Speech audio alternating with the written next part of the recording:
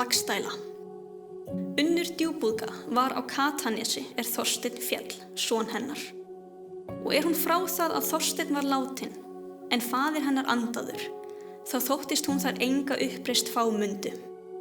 Eftir það lætur hún knörr í skógi á laun, og skipið var algert, þá bjó hún skipið og hafði auð fjá. Hún hafði í brott með sér allt frændlið sitt, það á lífi var. Þykjast menn varla til vita að einn kvenmaður hafi komist í brott úr þvílíkum ófriði með jafn miklu fé og föruneyti. Má af því marka hún var mikið afbragð annarra kvenna. Unnur heldur skipinu í Orkneyjar þegar hún var búin. Þar dvaldist hún litla hríð. Eftir það hélt Unnur skipi sínu til Færeyja og átti þar enn nokkur að dvöl. Nú býst Unnur í brott úr Færeyjum og lýsir því fyrir skipverjum sínum að hún ætlar til Íslands.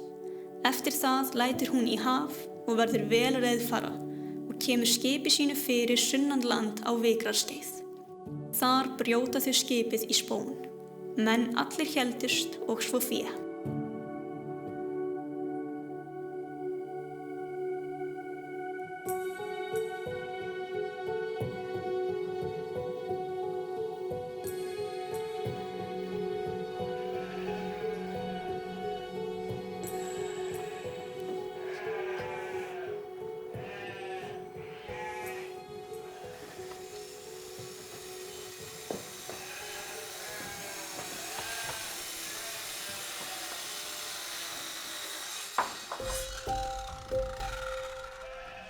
I am born when my father was 25 years old.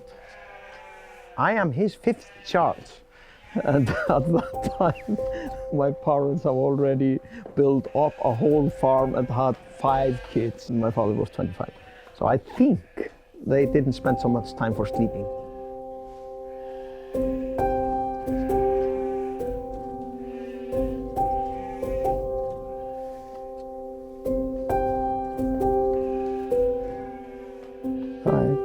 Just where my parents had farm. It's about 60 kilometers away. It's just more up here on the West Fjords. My main job was cutting a seaweed for a seaweed factory that is here in the neighborhood. I started that job 15 likely. It's a summer job, and I was doing that until every summer until close to 2000. It was giving out good money, but it was a fucking hard job. 2 8-hour shift per 24 hours. So it is a lot of working.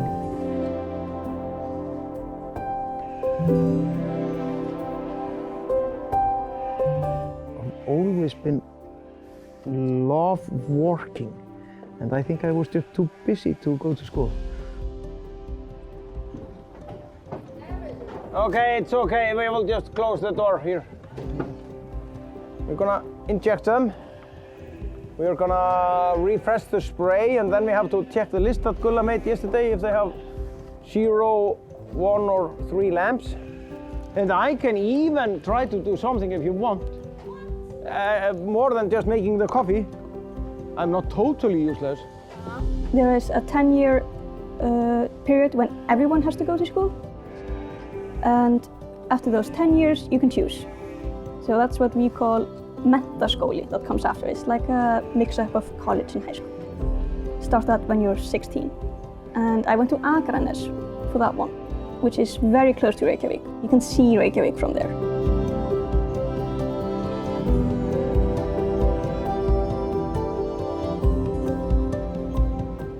I was an archivist for the Ministry of Foreign Affairs for roughly a year, which was actually a great job. When I sent in the work application, I could say, I'm a folklorist. I know the basics of archiving, but I've never actually worked with it. And they did tell me afterwards that that was one of the reasons they wanted to hire me, is that I knew something about it.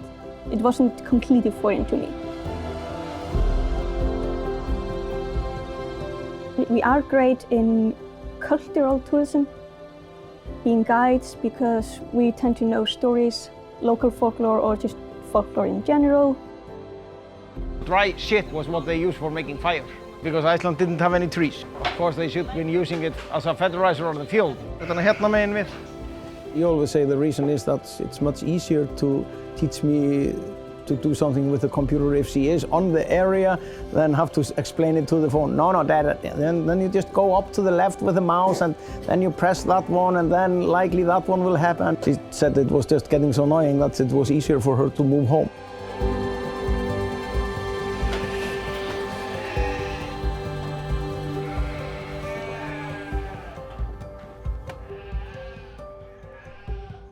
Magga was always a sheep farmer. We had about 100 sheep. She was taking care of them, and I was just helping her a little bit in the lambing season and a little bit for making the hay. Otherwise, she'd just take care of it. And then we start to make the sheep farm bigger. We just build it. We didn't buy any carpenter or anything like that. My father helped us to make the concrete things in the ground. People are asking me how family can build a sheep house like that, just without any help. Really simple. Just work 18 hours per day for 13 months, and then you have a sheep house.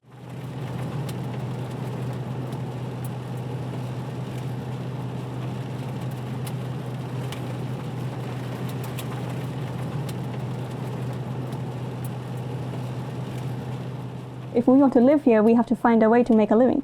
And I know that the sheep farming is not going to make anyone rich ever. It's more of a extremely expensive hobby. And if you need an extra job, you might as well make a job that you like. Because I have been working with the seaweed cutting and know all these fjords and area, have been on all the coast on the area, know how to use boats and work with the tides and all this system.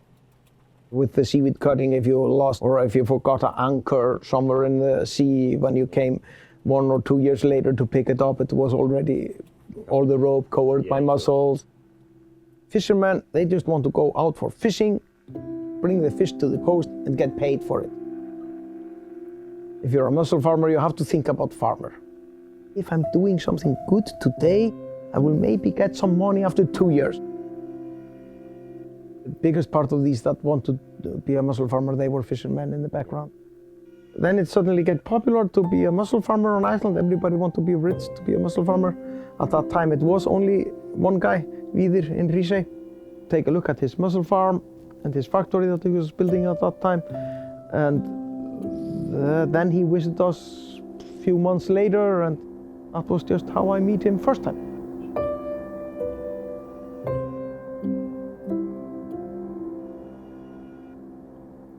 I don't remember the first time I meet Víðir. We have all those volunteers, and sometimes he picks them up in Reykjavík.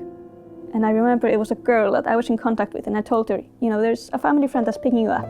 Don't let him scare you. I know he's big, and he looks like a gangster or something, I don't know, but don't let him scare you. He's lovely, he's very lovely. That would be my description of him. He looks kind of scary. He's this big burly man, but he has such a nice heart.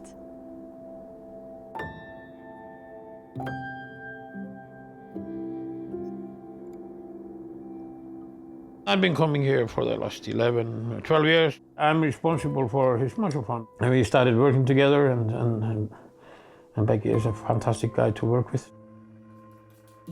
He came and visited me and kind of just explained things better for me and helped us for starting. And it was not easy to be the first mussel farmer in Iceland. 2 times there were 6 months stopping. And the company went bankrupt. Well, actually it went bankrupt twice. First after the crash in 2008, we had a lot of loans in euros, and they doubled and up to tripled. And so basically us and thousands of other companies went bankrupt in Iceland at that time. The mussel farm up north went bankrupt 2013. And we just couldn't make it.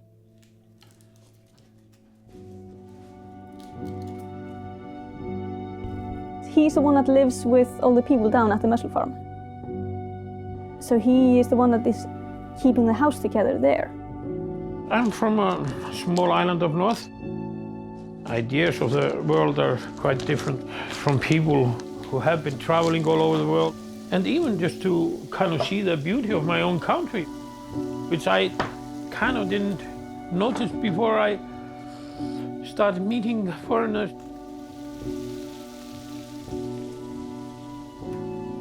You get energy from ideas and from other people. At some point I was hoping I would grow up one day, but hasn't happened yet, so.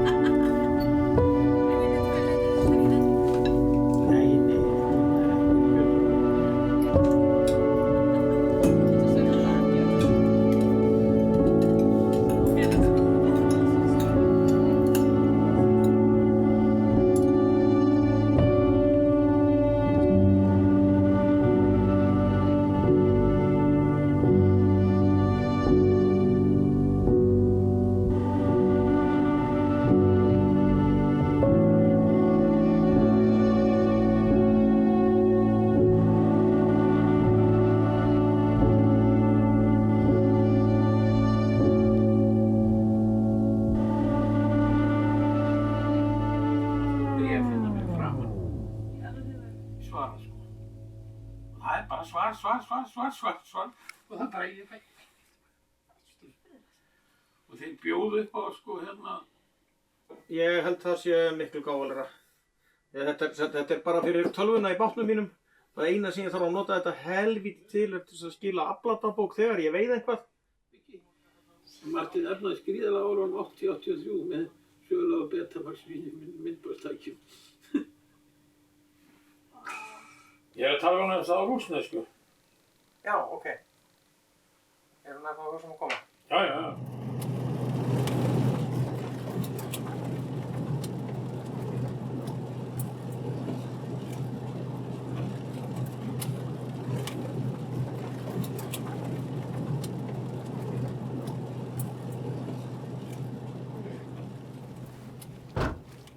Ba-ba-da-ba.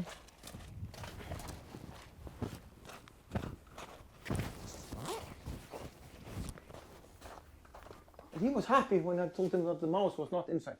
Yeah, okay. And he said, yeah, the mouse can blame herself. Because when she was bothering me there last summer, it was okay when she was staying on the floor over the night. But when she was sitting on my pillow when I wake up, I just told the mouse, that's too much. I was cutting the seaweed. Maka was working in the supermarket, the Coop supermarket. I was working in the slaughterhouse that the supermarket was running. We were taking care of that business too, both of us. And that stopped 2005 or something like that. That is at similar time as I start think about the mussel farming.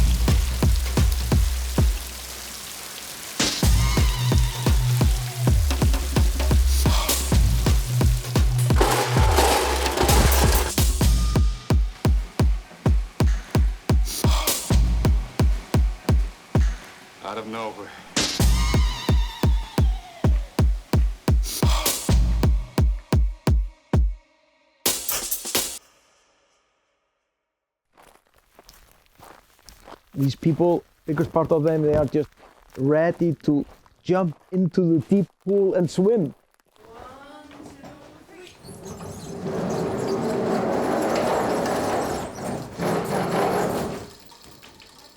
Do I have to control them live and tell them, okay, 9 o'clock we will do that and we will be finished 12 o'clock and then you can do this or that?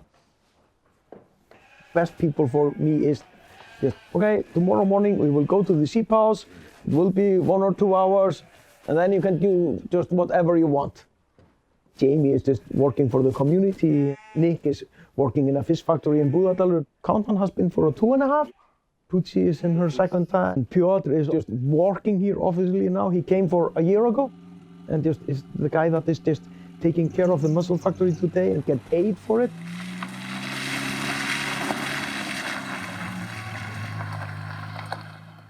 The world is mainly full of wonderful people. You just have to find them.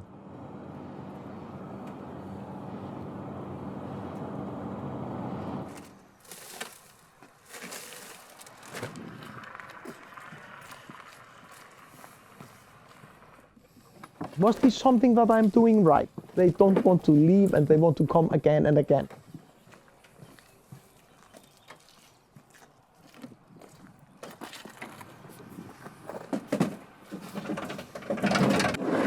It might actually be better to, no, so I just put gloves on it. So are you gonna put them in a plastic box, not a bag? Or? I said, no, I kind of know it. Oh, good.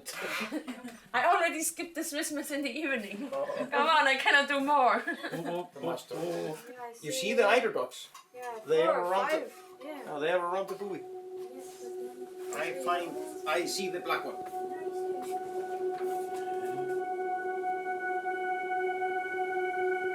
Gullþóri saga.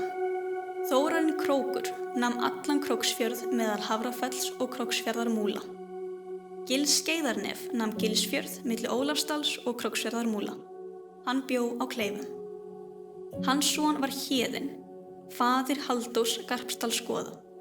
Böður Þorvalds í Garpsdal átti Guðrúnu Ósvífursdóttur. Ólafur Belgur bjó í Ólafsdal, Ormur Mjóvi rak úr Ólafsvík en Sleitubjörn úr Belgsdal. Þórir og Ketilbjörn riðu frá Kleifum. Þeir komu að Gróustöðum út frá Garpsdal. Þar bjó Gróa Geirleifsdóttir, Óttar son Bjarnar hinn austræna hafði átt. Hún var hinn mesti kvenskuðrungur og aldavin Þóris.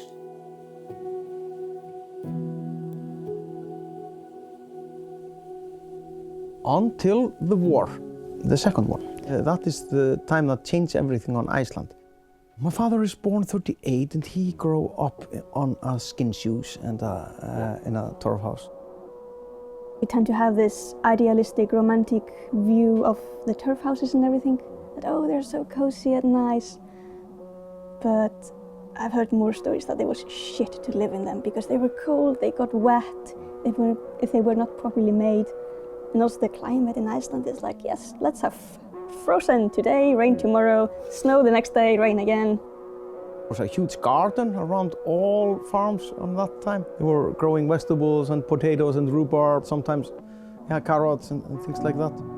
If you were farming 200 years ago, you know, talking 18th, 19th century, you would have way less sheep than you do now with the farms. You're mainly just making enough meat for your family to have enough for the year, and then you were sending some extra to slaughterhouse. At that time, we didn't have any roads, so it was fucking complicated to get them to slaughterhouse. And even at that time, we have slaughterhouse almost in every second fjord. The story is about my great-grandmother, that she would eat with the dogs, get the same food as the dogs. They didn't see so much money. You sell the wool to the supermarket and you get corn for the bread.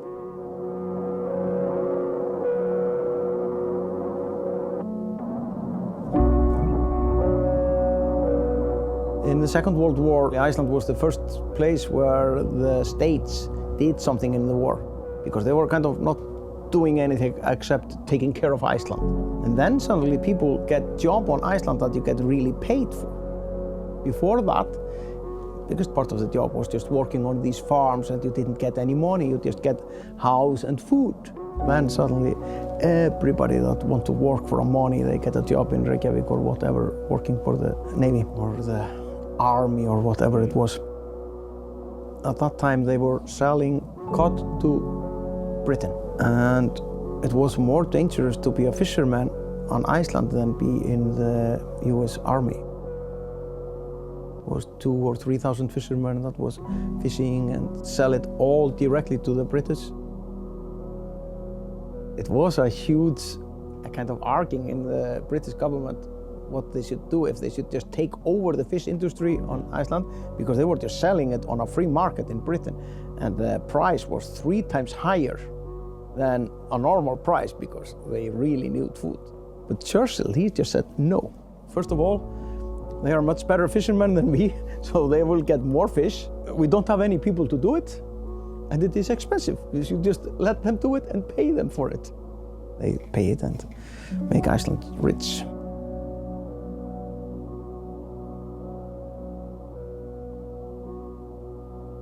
Around 1970, all area that was possible to farm seaborn was in use. It's not like that today. It's maybe 50% of what it was at that time. But the stress is getting much more because everything is going faster. Everything is going faster. The biggest changing here is just better roads.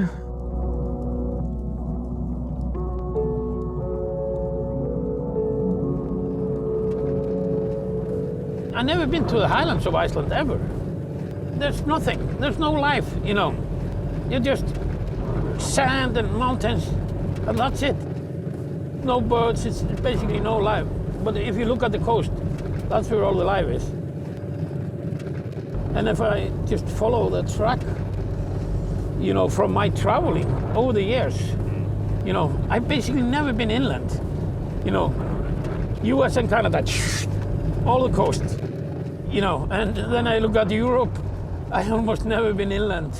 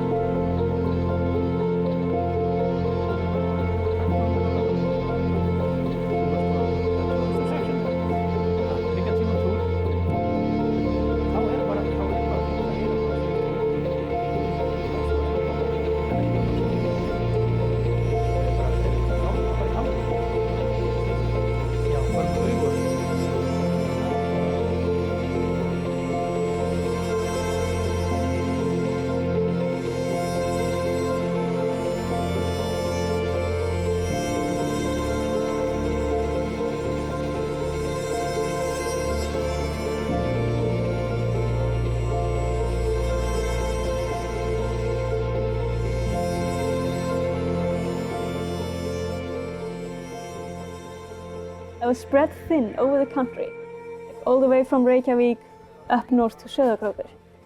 And it was like I always wanted to do something at home. My head was always like, oh no, I can't live at home. It's too tiny, it's too this and this and this. The most delicious idea is that she just get a fantastic job with taking care of the art residency and things like that fits perfectly for her education. I know the people here. I spent a lot of time when I was younger walking around the place because there weren't that many kids my age around. It's comforting. There's this safety net that I know I can count on my neighbors in all directions. It's a very nice thought. I think my head just went kind of, no, you gotta go back. This is where you actually feel like you belong properly.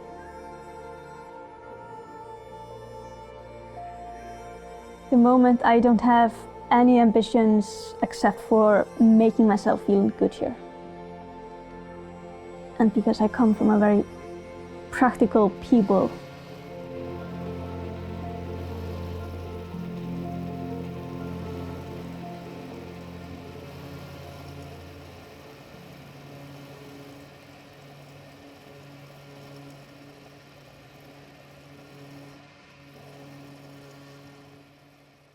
it was more people living on the West Fjords around 1700 than it is today. You can find a big area that is totally empty, where nobody is living today, even if it is still farms and fields.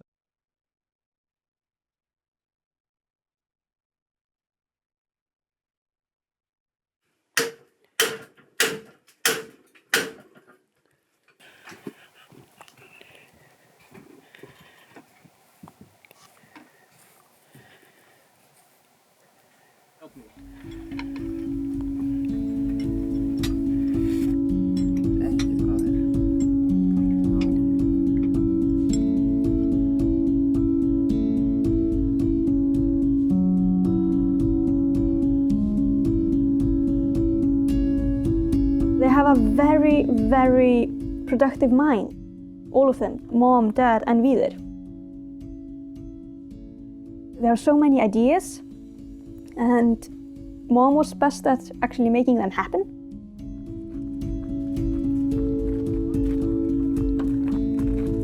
We and Magga were together in school, so we knew each other since I was 12 and she was 14 or something like that. Me and my father, we were kind of just working as a carpenters on this area. 1981 likely. And she picked me up on a dance party 5th of September 1981. And I moved into her a few weeks later. We never finished to figure out if I just moved into her because love, or if I just did it because I didn't have any good house to sleep on. So. This is where she was born.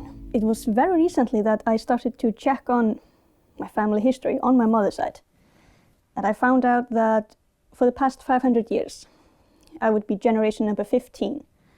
The women in my family, just mother, daughter, go all the way back.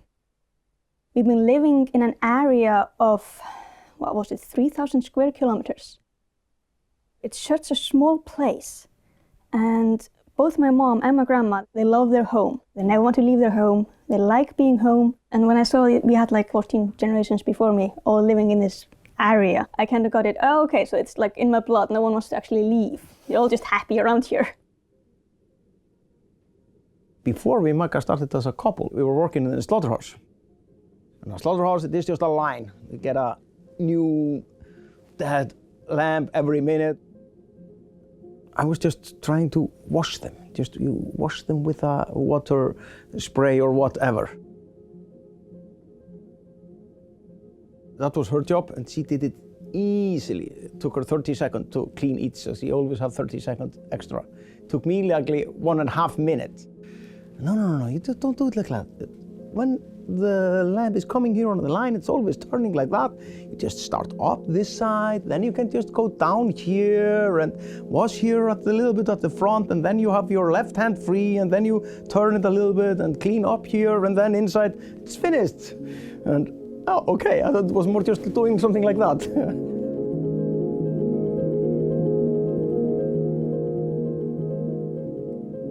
My grandmother passed away in October 2017. She honestly just went to the bathroom and died. 28 days later, my mom passed away, November 2017.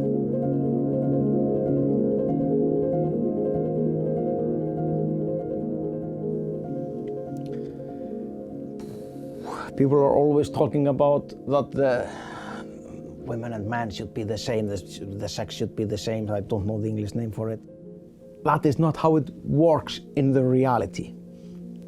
You should be focused on and you do what you are good in.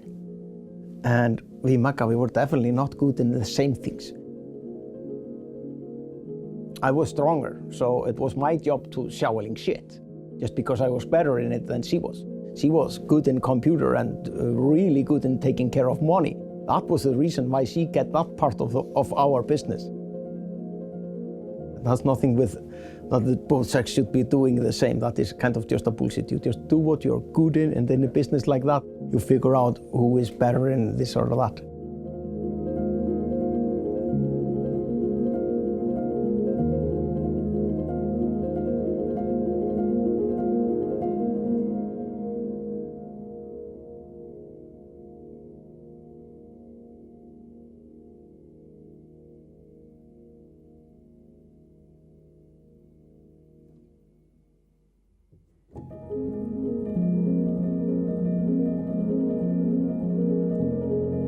So Brekka is a house at the bottom of the fjord, bought by my parents in 1991, basically around the same time I'm born.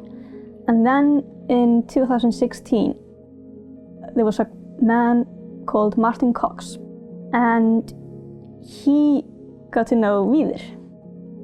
And Víðir invited him along here.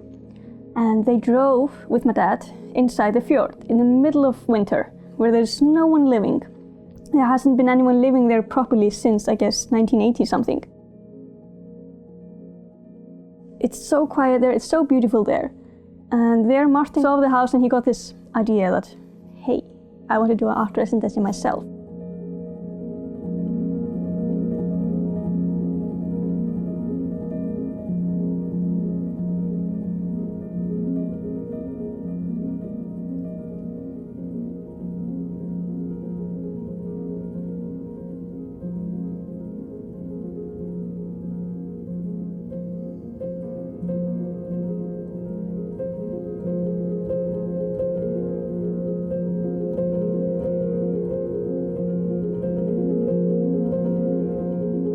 Magga was already started with that idea and working on it before she gets sick.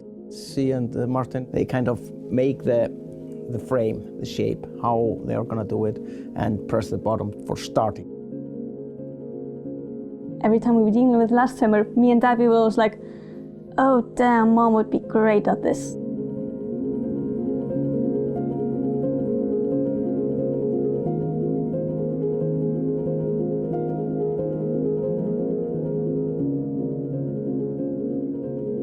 Mom was the stable part at home. She loved being home. I think she would have liked to travel more. At the same time, she liked to be home. So not having the stable part that's always here, so weird.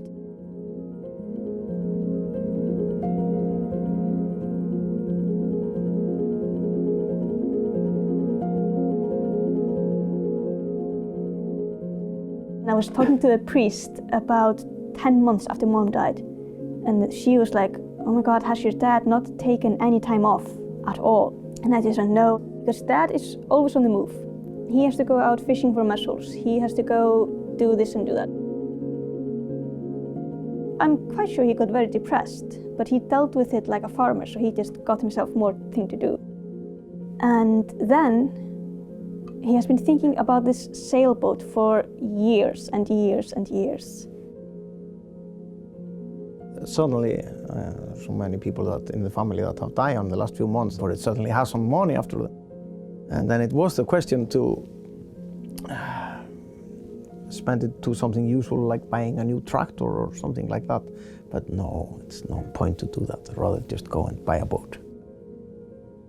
It has been there for quite a long time, so when he said, yeah, I'm gonna buy myself a sailboat, I just went, yo, sure thing, yeah, go ahead. Then it got more and more serious. When it finally happened, he bought the sailboat, and he and Víðir, they went out to Tenerife in January. I was talking to my brother, and I was telling him, like, I don't care if he's buying that sailboat or not. He is going out of the country, he is taking the time off. He's not with the sheep, he's not at home, he's with Víðir. They are great friends, and he's in a different environment. I think they were out there for a week, and then when he got back, he admitted that the bags under his eyes, they were gone. And I just went, okay, that is my dad admitting that he was pretty tired and that the trip did him very much good. It was a dream of Peggy and Magga for years, actually. When they got older, they would buy a sailboat and sail around. We kind of figured out that we could make agreement about that. Okay, I will have the sailboat, and we could stay there together, and she can sell the handcraft or the art to the tourists, and I can take a tour with them. But he always has plans to do a lot of stuff. This is actually working out, that's the thing. Just getting one more job that I will not do perfectly because I have too many things to do. It's 2,200 nautical miles. So it's gonna take around 3 weeks.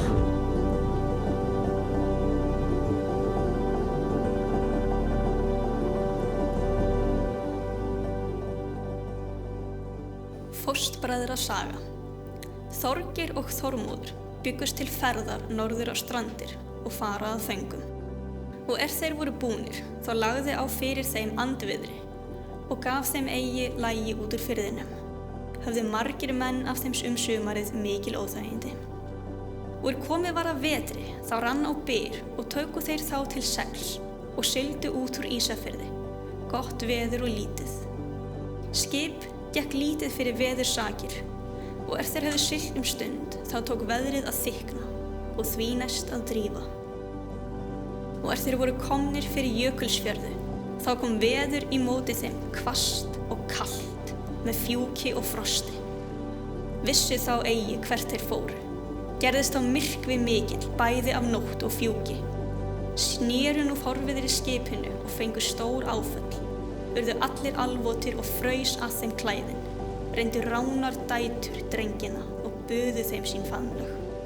Komið að lyktum í fjörð einn, héldu þar inneftir og í fjarðarbotninum voru naust og þar skip inni.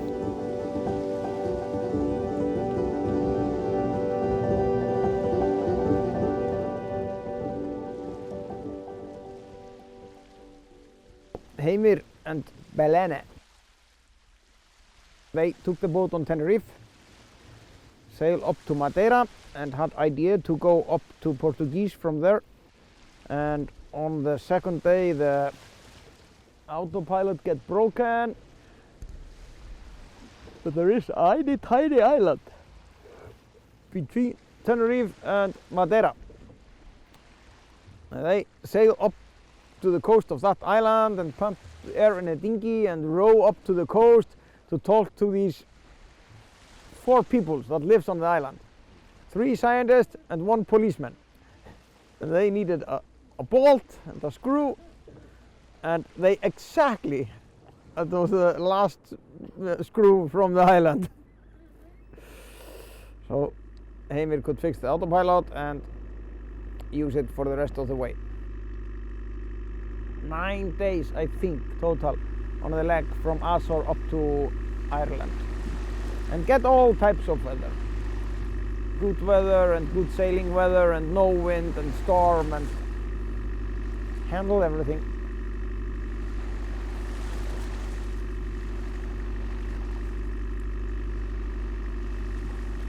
We didn't see Ireland.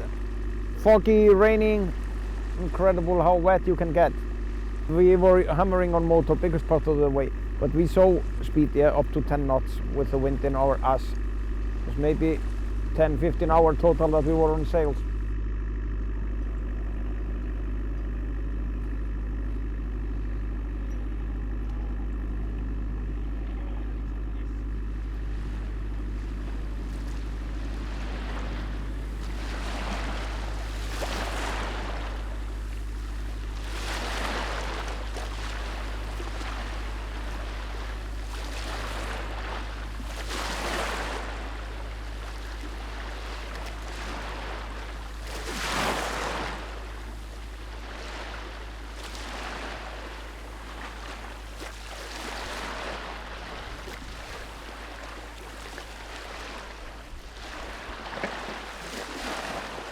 I want to get across the Atlantic as fast as I can.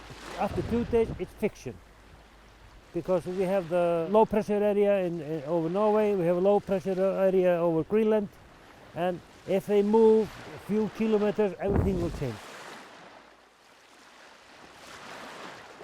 The 2 days old forecast, it will go out of the window. We are going into the North Atlantic. That's the North Atlantic right here.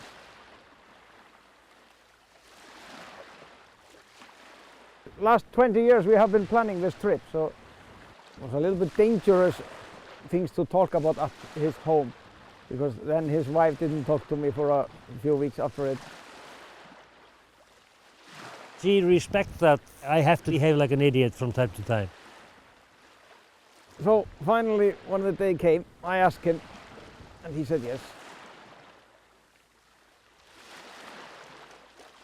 I said to Becky, I would like to join because Becky asked me if I want, but I want to know first who is in the crew. And it was not sure until maybe 2 weeks before who will join. So it was all the time a little bit open.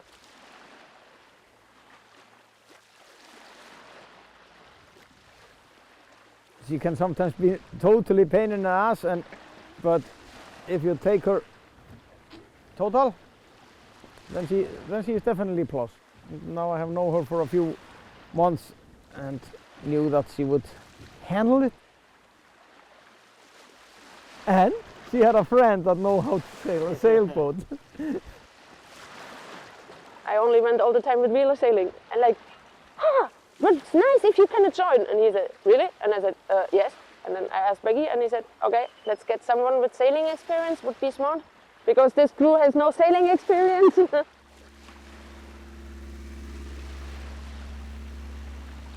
She was also volunteering in our community, like half a year. Then I get to know her. And also we went sailing with her and told me also about this Becky's idea. I thought, oh, she's going nice.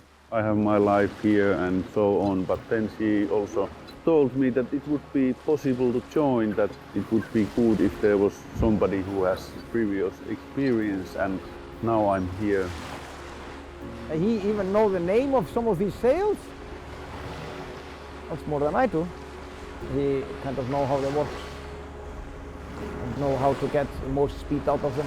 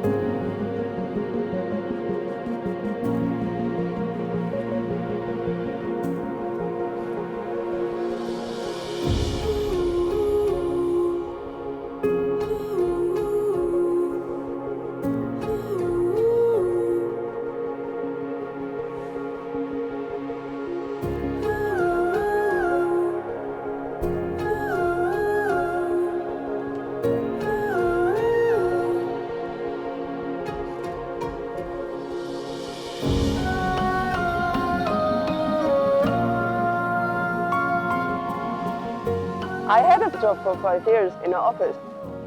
I did my studying, I did my working, and I realized that's not mine.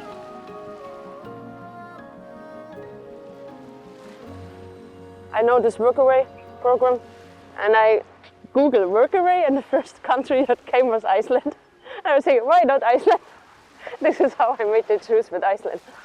So then I searched also for a farm or something like this, and I found it. But there was no particular reason. It was also no particular reason to go to Finland. It was only the most interesting project. So it had nothing to do with the country. It was mostly about, what's there? What can I do there? And in Becky's farm, what was so interesting for me was that they're living more workaways from all over the world. So you're not stuck with one family, like maybe 3 people in a farm. So it was clear that there are several more people, that you live together in a house with people from all over the world. I have no plan, but for sure not back to Germany and go in a regular job. There are several countries to visit.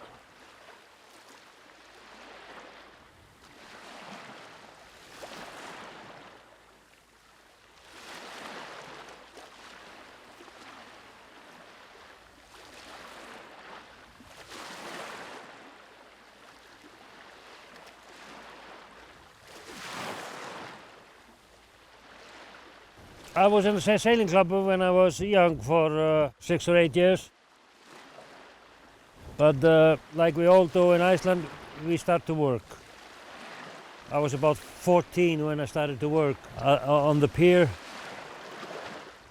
All the parents, they try to encourage your children either to go to university or you would learn some trade. Cook, plumbing, carpenter, or something like that. It was either something handy or the university. But today they have a lot of difficulty, children, to learn what they want to learn, because there is so much to choose from. Now you have 300 different aspects of university. I was in cooking. I was learning to be a cook. I was 2 years on a freighter. I've been on every kind of boat.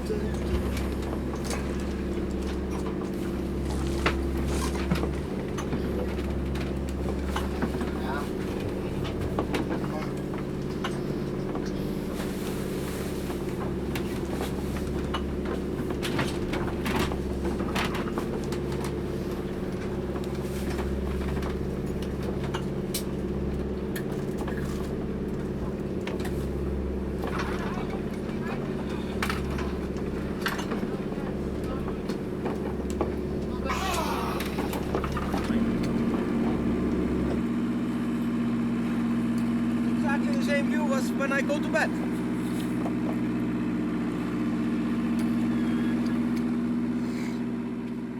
My hometown or village, how you call, municipality. This one youth worker who arranged all kind of activity for the young people.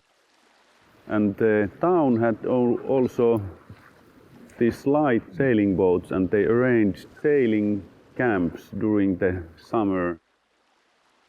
So I participate in sailing camps where they teach the theory of sailing, and then we just sail in practice.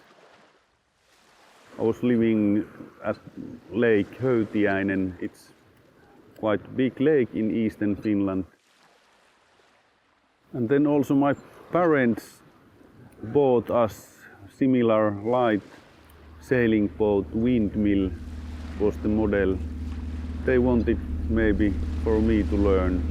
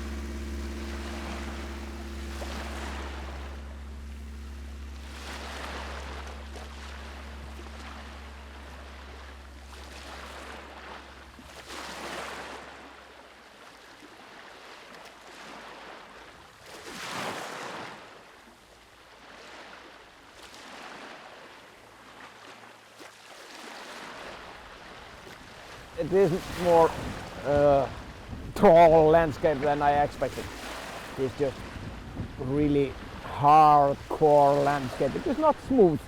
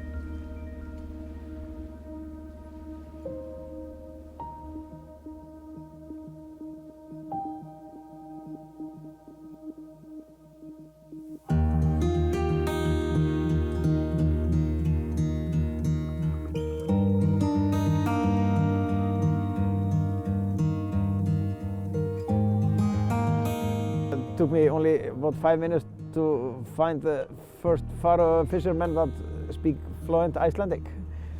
Oh, yeah, I was in Ólafsvík when I was young, 1973 to 78. I was there every winter. And just speaking fine Icelandic still. It was really nice to came to a country where you understand everything that is written.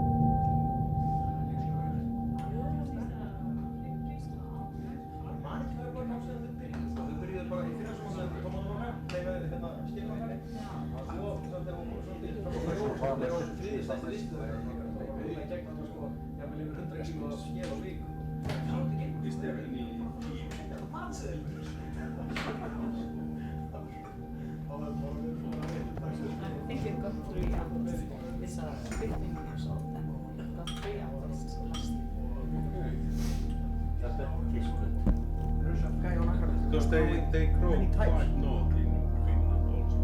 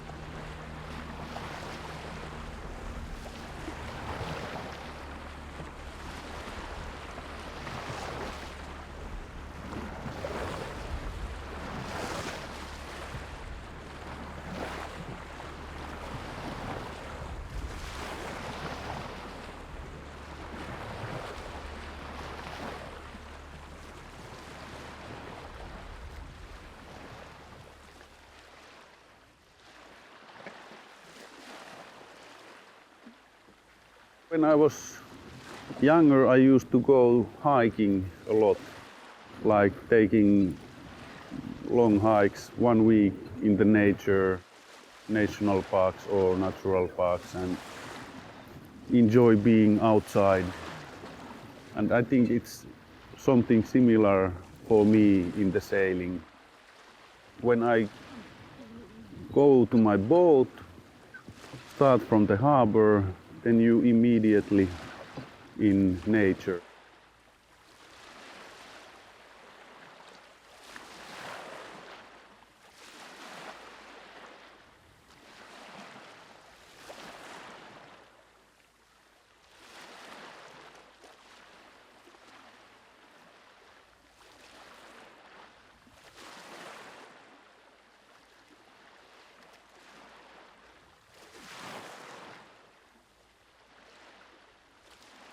The only thing that I don't like with the sea, that he is not flat enough. I really want wind and no waves. If you can offer that, that could be great.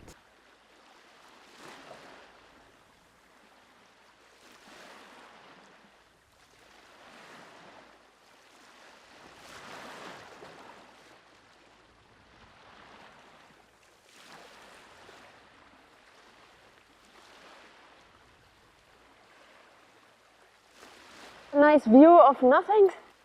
I prefer to see some land. It made me actually nervous beforehand when we started in Stornoway, because I'm not so keen of seeing no land anymore. This is this kind of weird thinking, yeah, if something happens but I still see land, I will survive it. Now it's like, if something happens, I'm in the middle of nowhere. And yesterday I saw 2 buoys, it was, wow, buoys!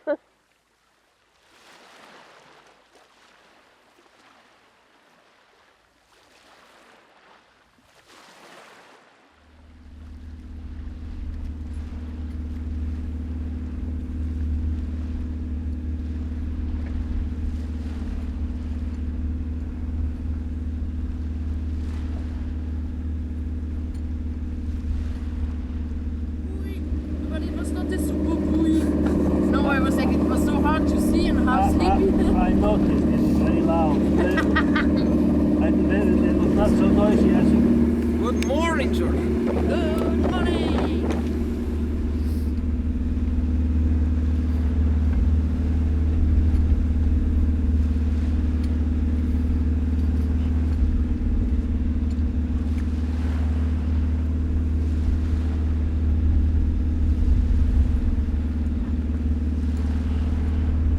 Everybody is getting a little bit tired. And Heimir and Belen, they were 9 days in sea and they were tired.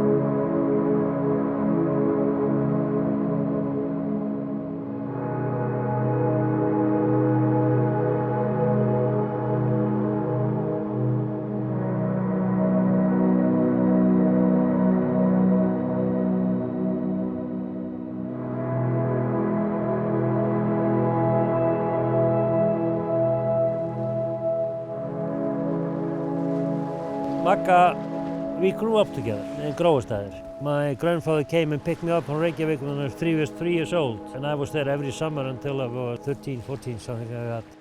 We were playmates during the summer. We didn't have anybody else. She never drank. She didn't smoke. She didn't do anything. It's not fair. It was very, very unfair. She was so sick she couldn't go to her mother's funeral. It was very hard to have to go there within that short time period and carry out 2 coffins. It was really bad and very, very sad, and should not have happened.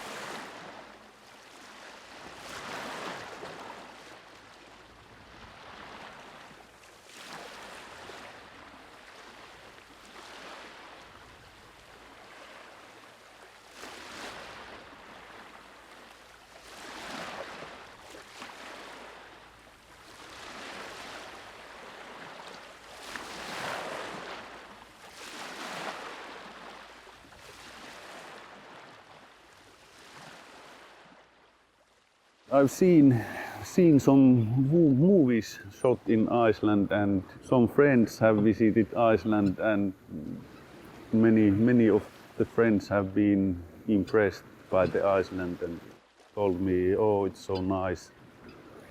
After this trip, I think I would be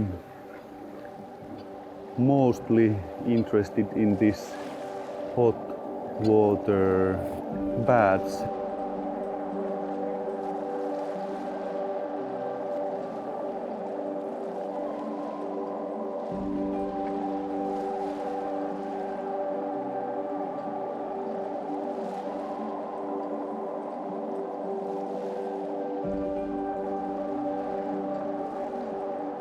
Crew would have handled another 4 days if she needed. That is part of what people don't realize, that we are much stronger than we thought.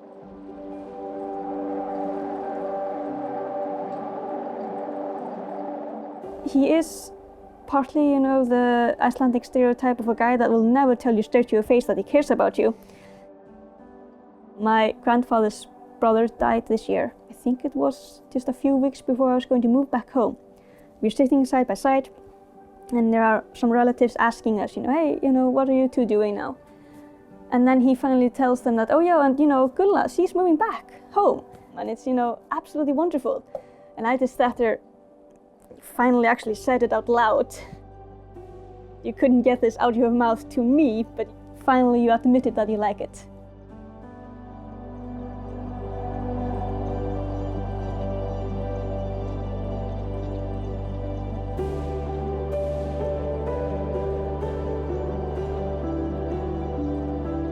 She said something about, before we started the trip, that she didn't want to take over the farm yet. So I should come back.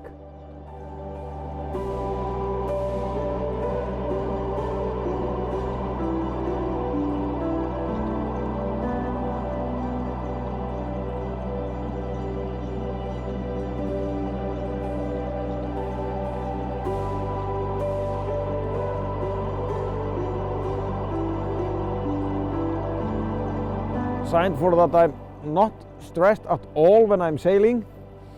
I'm not eating my fingernails when I'm sailing. I think I have not had so big fingernails for many years. Worst of all is that I will figure out slowly on the next few years that I don't have time for using it. But I will find some helpers with me for using it. I already know where I'm gonna spend New Year's Eve. In the boat, of course. But I have learned that I don't know anything. If we are talking about sailboats, then I have learned that it is possible to sail them. At least I am more sure that this could end up as something than I was before. The experience has been good.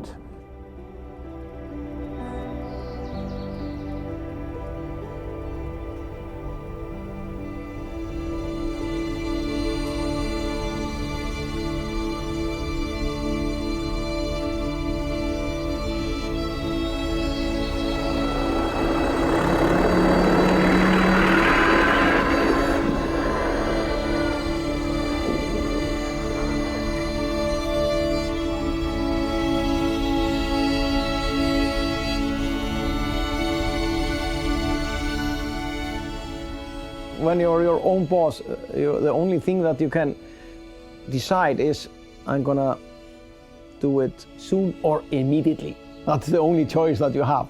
Now it is more this kind of lifestyle, enjoying everything that is around you.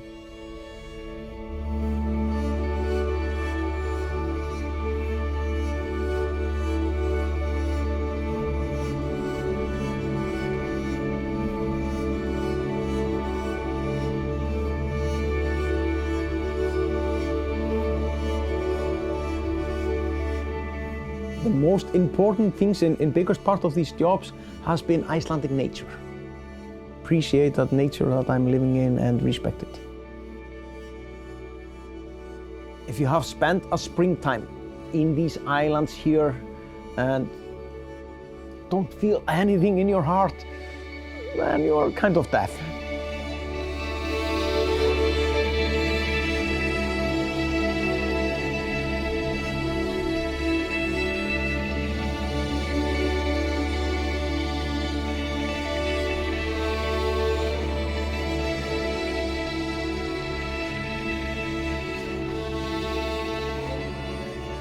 On this area here, my neighbor, we have been doing everything together. We are helping each other with the hay rolls and sheep gathering, and we are laughing together and we are crying together. And it is just a fantastic to have a neighbor like that. I have like usually more be on the side to helping other people. I get it 10 times back when I need it.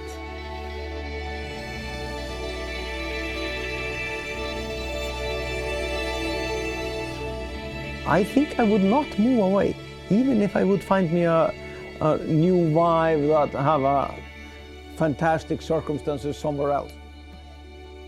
No, I think I would not move.